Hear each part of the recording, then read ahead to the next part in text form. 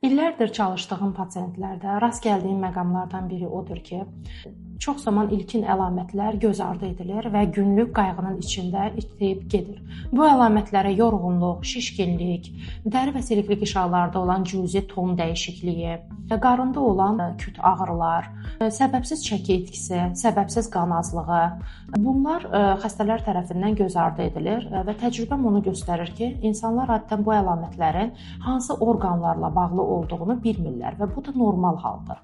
Məhz bu səbəbdən bu mövzuları mən ümumi və transplantasiya cərrahı Lalə İsmayılova burada sizə sadə və aydın şəkildə izah etməyə çalışacağam.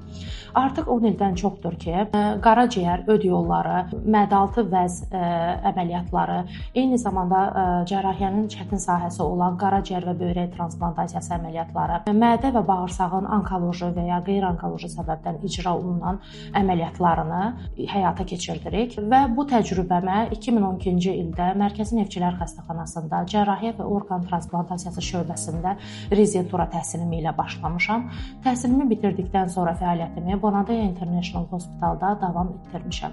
Fəaliyyətim müddətində müxtəlif dövrlərdə Koç Universitet Xəstəxanasında böyrək transplantasiyası üzrə, Cənubi Koreya Asan Medical Centerdə qaraciyər transplantasiyası və hepatobiliar cərrahiyyə üzrə, World Laparoscopic Training Centerdə laparoskopik bacarıqların artırılması üzrə tədris proqramlarını keçmişəm. Hal-hazırda fəaliyyətimi yeni klinikada davam etdirirəm və burada əməliyyatların böyük bir qrupu icbari tibbi sığorta tərəfindən qarşılanır. Unutmayın, sağlamlıq vaxtında atılan kiçik addımlarla başlayır.